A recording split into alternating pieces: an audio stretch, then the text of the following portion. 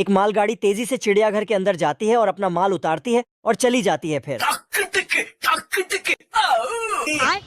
ये क्या हो गया? आदमी कुछ देखता है और अंदर से एक भयानक जानवर निकलता है।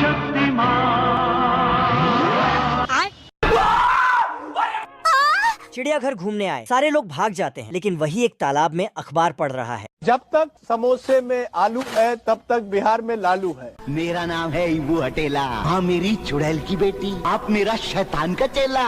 बत्तख अपना परिचय दे रहा है, तभी पहाड़ चीर के राक्षस आता है। इसकी माँ का। डक मॉन्स्टर को गाली देता है, मॉन्स्टर सुन लेता है और वो गुस्सा हो जाता है। इसने मेरी माँ को गाली दिया सर। गाली भैया, मेरा मुंह से निकल गई। बत्तख डर से पानी में छुप जाता है, लेकिन राक्षस बत्तख को मारने के लिए तालाब का सारा पानी पी जाता है। बहुत पिया पानी, अभी खाना खाना है रे जान।